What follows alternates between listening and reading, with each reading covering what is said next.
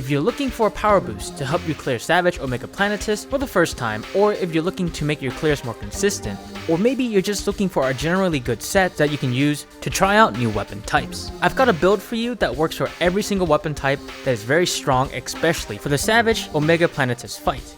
If you enjoy videos like these, support the channel by hitting that like button and subscribe for more Monster Hunter Wilds content. And if you see the new hype button feature that YouTube just implemented, click on that too, it really helps out the channel. Thanks. The key piece that makes everything work for this build is a Lagiacrus weapon.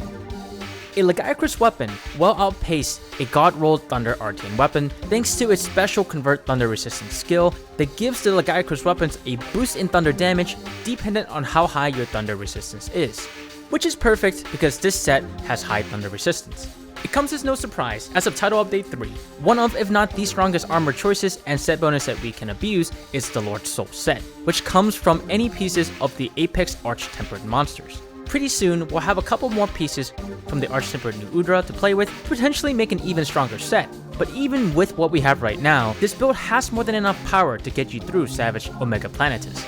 And more importantly, the requirements for you to reach peak performance with this build, you don't have to do much at all, except play the game. Which is the best part of this build because it lets you fully focus on learning the fight instead of worrying about how to activate all of your conditions to do a lot of damage.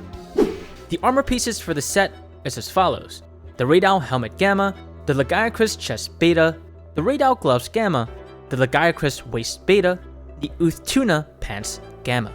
With 3 pieces of the Lord Soul set, we activate the set bonus for Lord Soul, which grants the user a 5% increase to the basic attack. As of Title Update 3, the average for the attack boost is around 11 raw attack. The Lord Soul bonus does have a cost of 5% lower defenses, but your armor pieces individually are very strong anyways, meaning you're not losing out on too much. And it goes away and actually buffs your defenses if you activate the second portion of the skill. Once per life, you can activate what's called Tenacity, which lets you live through 1 lethal attack, provided that your health is above a certain threshold. I cannot stress enough how important this is for the Omega Planetus fight. Sometimes, by your own fault or by circumstance, you're gonna be in a bad spot where you'll likely get hit, cart, and maybe even fail the quest. But because Tenacity saved your life, the dream is still on. 2 pieces of the Lagiacrus armor set will unlock the ability to use Azure Bolt 1. Attacking a monster will generate a buildup on that monster up until a certain threshold, and when that threshold is reached, it will deal around 30 to 60 thunder damage to the monster and activate Azure Bolt's 15% affinity bonus for 20 seconds. Once this 20 seconds runs out, we won't be able to do a buildup of Azure Bolt again for 30 seconds. While this skill may not be super consistent, when stuck in a prolonged fight, the damage procced from the Azure Bolt can really add up, just like the Soshia Weapons' White Flame Torrent skill. As for our individual armor skills, we'll get 5 levels of Agitator for 20 raw attack and 15% affinity whenever a monster is mad, level 4 Weakness Exploit giving us 20% affinity whenever we are hitting weak spots, that can increase to 35% when hitting wounds. To round off our affinity increasing skills, we'll have level 3 Maximum Might for 30% extra affinity whenever our stamina is full. If your weapon type, like the dual blades and bow, cannot make use of this, switch over to 2 levels of Evade Window and 1 level of Coalescence for a 5% increase to our base element attack whenever we get hit by the Savage Omega Planetus' ice or fire attacks. Next up, we'll have level 3 Counter Strike, giving us 25 raw attack whenever we get knocked down, or if we offset an attack that would knock us down. The 25 raw attack buff will last for 45 seconds. As for our last offensive skill, we'll have 1 level of Burst for an average of 8 raw attack and 60 element whenever you fulfill the condition of landing 5 consecutive hits. This can be more or less depending on your weapon type, so keep that in mind. As for our utility skills, we'll have Quick Sheath level 3 to make it easier for us to use items whenever we're in combat. If you're using longswords, this skill will make it so your transition from an attack to the ES stance a lot faster. We'll also get 2 levels of Evade Extender to increase our roll distance, and 2 levels of Stamina Surge to help with our stamina recovery after we use our stamina to roll. With this build, we'll have 4 open 1-slot decorations that we can use. If you're using the Lagiacrus weapons, I highly recommend you slot in 3 levels of Thunder Resistance to amp up our Thunder Resistance to the max, which in turn amps up our Thunder Element's damage. And as for the last slot, you can't go wrong with something like level 1 Constitution, level 1 Quick Eating, or level 1 Divine Blessing.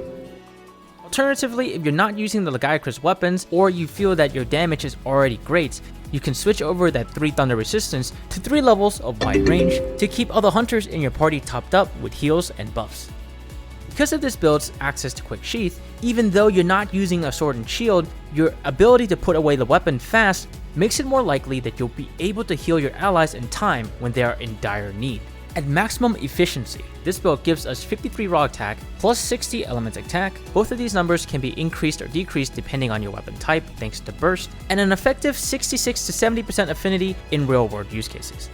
In addition to this build having already high defenses, it is important that if you're really struggling to survive Savage Omega Planetes, to upgrade your armor all the way with armor spheres. Also, you can craft Mega Demon Drug and Mega Armor Skin to help boost your attack and defense just a little bit more. If you configured this build with wide range, then your team also gets that buff. With all that said, this build is amazing if you want more power, more survivability, and more importantly, more utility for your team. It is customizable enough to tailor to your playstyle, but also strong enough to be meta. A question for you all: how do you feel about the Savage Omega Planetes fight? Is it fun? Is it frustrating? Is it too hard? Is it too easy? Or is it just right? Let us know in the comments below. I personally really enjoyed fights like these. It's a good mix of strategy and brute forcing. Coordination is not a mandatory thing, but it really can help this fight a lot, and that's something that I really missed about Monster Hunter. When my buddies and I first got into the franchise many years ago, as green-thumbed hunters, our lack of knowledge and skill and experience forced us to mess around with everything that we could just to scrap by, fighting monsters like Ketsu, Rathalos, Monoblos, Diablos, you name it. It wasn't very pretty, and for most of the fights, we get by with the skin of our teeth using every hunter tool at our disposal. Although hunting tools do not work on Savage Omega, the mindset is still the same. To make up for our lack of experience and skill when we were younger, we tried to learn as much as we can about everything that we could use to make our lives easier. In these early days of the Savage Omega Planetes fights, where a lot of people are still learning and are trying to use everything they can to make sure they succeed at the run, I get a strong feeling of nostalgia back to those days where I really was struggle busting through everything.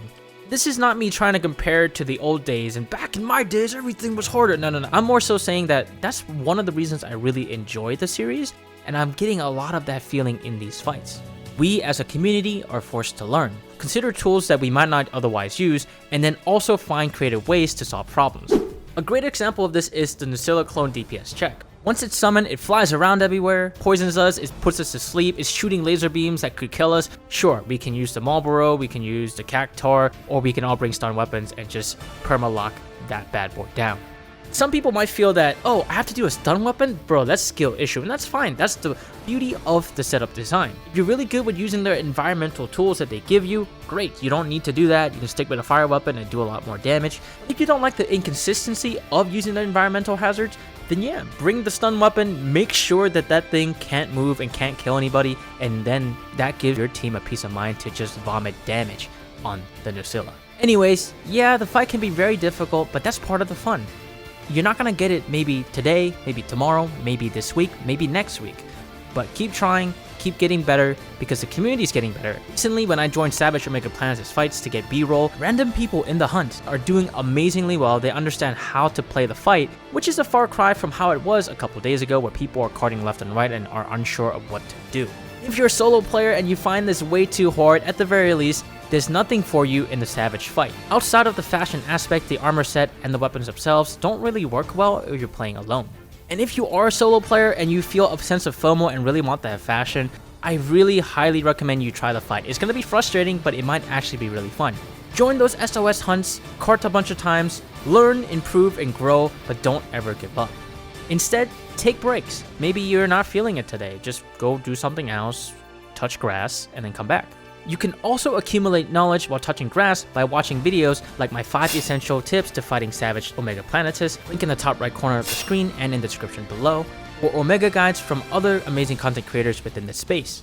Additionally, you can join the Omega Slayer squad to try to chat up and make new friends so that way you can fight Omega Planetes with a team of people who are motivated to also clearing the fight.